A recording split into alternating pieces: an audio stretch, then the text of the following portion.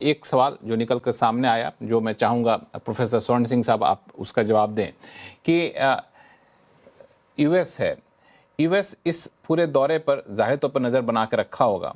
अगर रिश्ते और ज़्यादा मजबूत होते हैं, यूएस क्या करेगा, या फिर यूएस की रणनीति क्या होगी? यूएस चाहेगा कि भारत के साथ भी संबंध में जो एक थोड़ी सी कड़वाहट से पिछले दिनों आई थी, उस संबंधों को और बेहतर किया जाए। ऐसा नहीं कि पूरा रशिया और इंडिया साथ मिल जाए और हम थोड़े से किनारे होते दिखें, या फिर यूएस इसको गलत दूसरे तरीके से लेगा। आपको क्या लगता है जो ट्रंप के अभी के तौर तरीके हैं उसमें? जैसे हम अक्सर कहते हैं इस बात को कि अंतर्राष्ट्रीय संबंधों में विदेश नीति के जो विकल्प हैं वो उतना आसान और सीधे नहीं होते हैं। बहुत उलझे हुए और टेढ़े मेढ़े विकल्प सामने आते हैं। तो जाहिर है कि जिस तरह से गर्मजोशी से ये दो नेता आपस में मिल रहे हैं यहाँ, तो कुछ तल्खी जरूर महसूस हो रही होगी वॉशिंगटन में, खासकर राष्ट्रपति ट्रंप को भी उससे।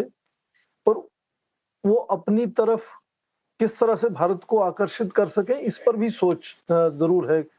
इसको देखने से उनके जहन में आती होगी कि क्या हम भारत को धकेल रहे हैं दूर अपने से।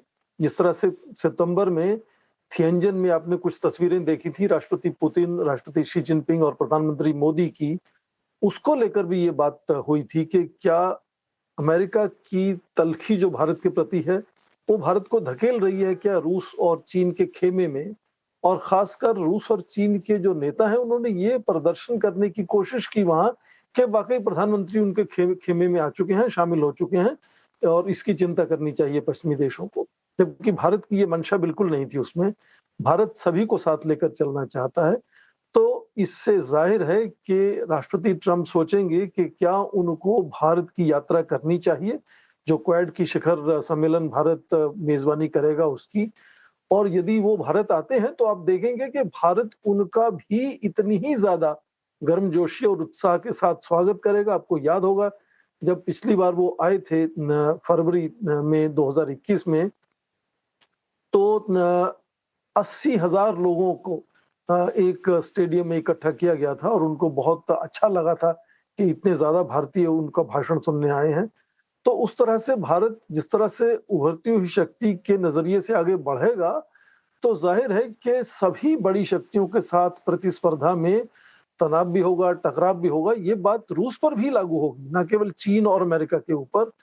तो उसके लिए लगातार भारत को उन चुनौतियों का प्रबंधन करना होगा, अपने आप को आकर्षित बनाना होगा, और उसके लिए जो मेक इन इंडिया है, जो इंडिजनाइजेशन की बात है, उस पर जोर देना होगा कि किस तरह से विदेशों से, बड़ी शक्तियों से तकनीक मुहैया कराई जा सके, निवेश मुहैया कराई जा सके, ताकि हमारे जो युवा शक्ति है, जो हमारे यहाँ टैलेंट पूल है, जिसको हम बार बार कहते हैं कि उसका फायदा पूरा विश्व उठाता रहा है, अमेरिका उठाता रहा है, अब भारत को उसका फायदा उठाना चाहिए। तो भारत को यदि उभर कर बड़ी शक्ति बनना है तो ये तनाव टकराव लगातार बने रहेंगे और शायद बढ़ेंगे आने वाले समय में। और उसमें केवल ये देखना होगा कि किस तरह से तालमेल बनाया जा सके। तो तालमेल के साधारण से दो कारण हैं अभी कि क्यों ये दोनों नेता इस तरह से गर्मजोशी से मिलकर पूरे विश्व में एक तरह से अपनी दोस्ती का प्रदर्शन करना चाहते हैं। इसलिए कि राष्ट्रपति पुतिन पिछले कुछ सालों से अलग थलग हो गए थे और उनको लगता है कि यदि उनके यूरोपीय देश ऊर्जा नहीं खरीद रहे तो भारत खरीद सकता है, और भारत से उनका तालमेल और भी अच्छा हो सकता है, क्योंकि भारत की आर्थिक वृद्धि दर जो है वो बहुत अच्छी है, भारत की बहुत बड़ी मिडिल क्लास है, यहाँ बहुत खपत हो सकती है चीजों की। तो वो दोनों तरफ से, दोनों को लगता है कि बहुत से ऐसे आयाम हैं यहाँ वो हिस्सेदारी साझेदारी बना सकते हैं, और उसको प्रदर्शित करके अपने जो संबंध हैं, चाहे वो रूस के संबंध अमेरिका से हो, जब वो भारत के संबंध अमेरिका से हो, दोनों की तरफ से अमेरिका को भी एक संदेश है कि आपको हमसे ज्यादा टकराव पर ध्यान नहीं देकर दोस्ती या साझेदारी बनाने की भी कोशिश करनी चाहिए।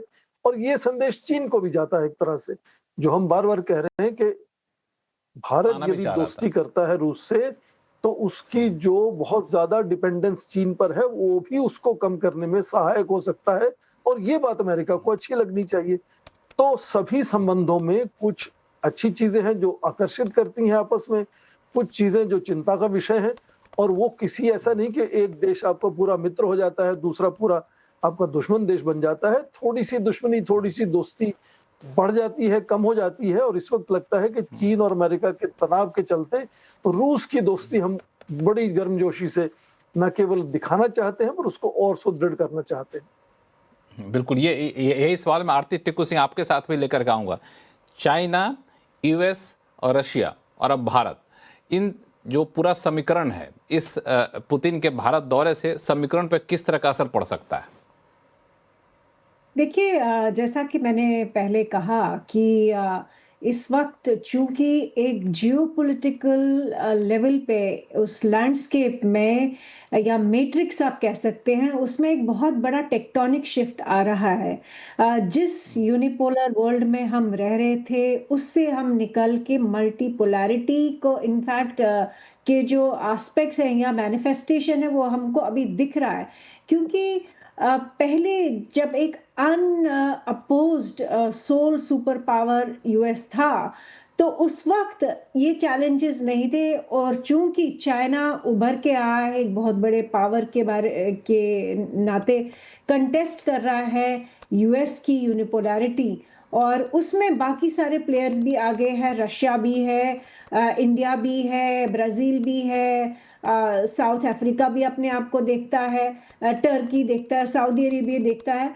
तो ये टियर ए के पावर्स, टियर 2 के पावर्स या टियर बी कह सकते हैं, ये सारे पावर जो है अपनी अपनी जगह नए वर्ल्ड ऑर्डर में ढूंढ रहे हैं। और इस सारे सिनेरियो में बिल्कुल चूंकि यूएस एक अपनी पोजीशन से हिल रहा है, कहीं ना कहीं उसको एंजाइटी है। जो हम प्रेसिडेंट डोनाल्ड ट्रंप की का जो बिहेवियर है, वो उसमें दर्शाता है कि कहीं ना कहीं यूएस जो अपनी जगह से थोड़ा बहुत रिट्रीट कर रहा है, या जिसको आइसोलेशनिस्ट भी कई लोग कहते हैं, उस मोड में जा रहा है।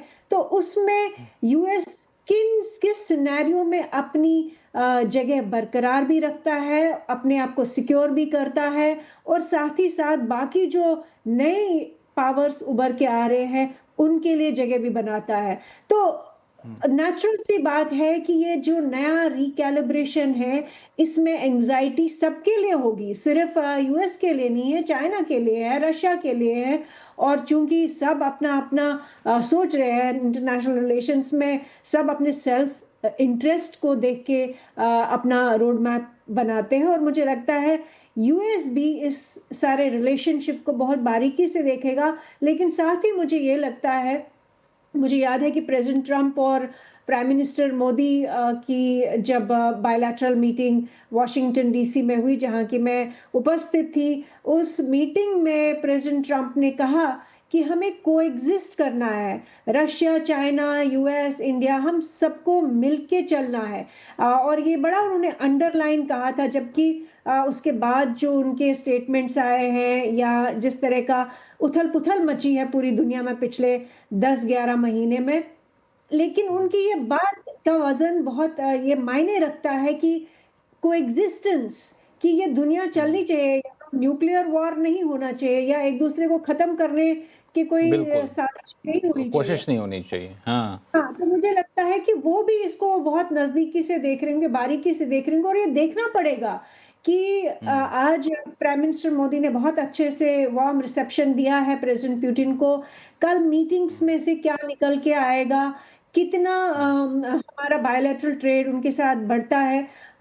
अगर हम देखें कुछ ही महीनों में या पिछले कुछ सालों में जो रिलेशनशिप था रशिया के साथ, हम सबसे बड़े इंपोर्टर थे उनके डिफेंस इक्विपमेंट के, और ये रिलेशनशिप चलता रहा। लेकिन हम देख रहे हैं कि उसमें गिरावट आई, डिफेंस के जो गिरावट आई है, और रशिया की तरफ से भी ये संकेत दिए गए हैं कि हम इस ट्रेड डेफिसिट को कम करेंगे, भारत के प्रोडक्ट को हम ज़्यादा खरीदेंगे।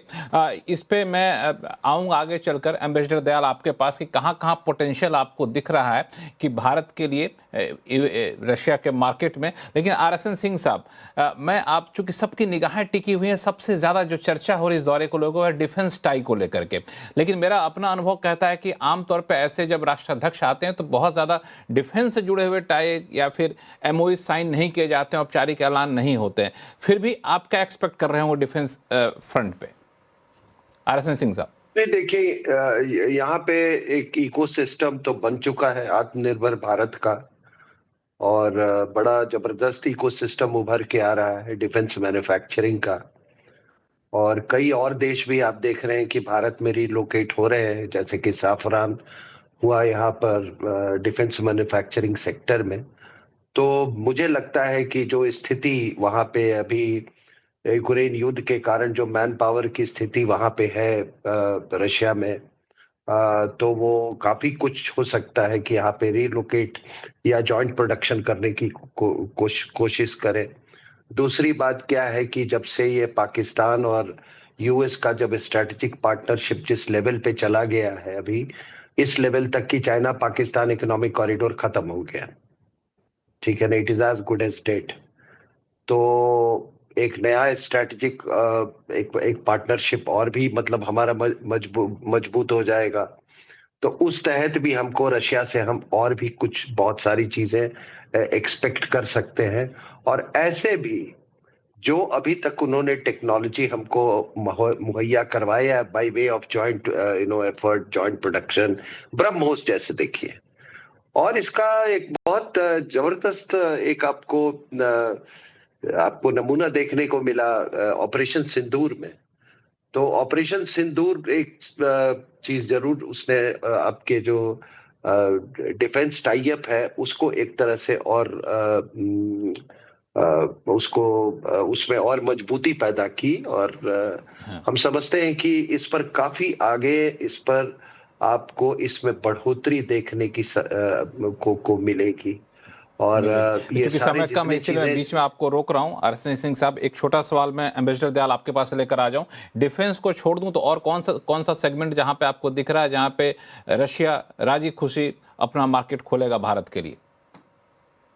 देखिए 30 सेकंड में आप जवाब दीजिए, 30 सेकंड में तनेजा साहब से लूंगा जवाब। हाँ, ट्रेड डेफिसिट जो है वो बहुत बड़ा है। बायलैटरल ट्रेड इस वक्त $68.7 बिलियन का है और हम सिर्फ $4.9 बिलियन एक्सपोर्ट करते हैं रशिया को। तो रशिया का एक्सपोर्ट जो है वो 63.8 बिलियन है। तो ट्रेड डेफिसिट बहुत ज्यादा है और हमारी बहुत कोशिश है दोनों कंट्रीज के, हम कहते हैं कि 100 बिलियन पहुंचाएंगे 2030 तक। तो आप देखिए हम उनको क्या बेच सकते हैं। ऑलरेडी हम उनको बेचते हैं pharmaceuticals, organic, inorganic chemicals, iron and steel, marine products. और रशिया अब हमको ये दिलासा दे रहा है कि वो कुछ जैसे डायमंड और ज्वेलरी इंपोर्ट हमसे करेगा, टेक्सटाइल करेगा। लेकिन देखिए असली बात ये है कि रशियन मार्केट कोई ऐसा बड़ा नहीं है और वहां पर जो कंज्यूमर बाइंग कैपेसिटी वो भी इतनी ज्यादा नहीं। तो ये बहुत बड़ी चुनौती है। बहुत बड़ी चुनौती होगी। आपको बीच में रोक रहा हूं। एम्बेसडर दयाल साहब, छोटा सा कमेंट तनेजा साहब, क्योंकि आप बिजनेस सेगमेंट को बड़ा करीब से देखते रहे हैं, कहाँ पे जाएं जहां से ट्रेड डेफिसिट भी कम हो और लगे कि नहीं भाई हमारे लिए मार्केट है रशिया बहुत बड़ा? देखिए हम लोग भारत, हम लोग रशिया को बोल रहे हैं आप आइए हमारे यहाँ निवेश करिए। हमारे यहाँ जैसे कि हमने शिप बिल्डिंग को आइडेंटिफाई करा है और शायद उसकी कुछ ऐसा घोषणा यहाँ अभी होगी या आने वाले समय में होगी, जहाँ शिप बिल्डिंग में जो मॉडर्न जनरेशन शिप्स हैं और वो हाईटेक शिप जो है जिसमें एलएनजी शिप्स भी शामिल है, उनका निर्माण रूस के सहयोग से भारत में हो सकता है। दूसरी तरफ हमने जो उनके सामने पेशकश रखी है वो ये है कि जो न्यूक्लियर टेक्नोलॉजी है, न्यूक्लियर पावर की, उसमें जो स्मॉल मॉड्यूलर रिएक्टर है वो उसका निर्माण भारत में हम मिलकर करें अपने लिए भी और उसका निर्यात भी कर सकें। तीसरा, जो आज की दुनिया में जो नया जियोपॉलिटिकल जो नया एक इलाका उभर के आया है उसको बोलते हैं आर्कटिक। आर्कटिक में रूस सब जगह सबसे बड़ा दबदबा रूस में का वहां पे है।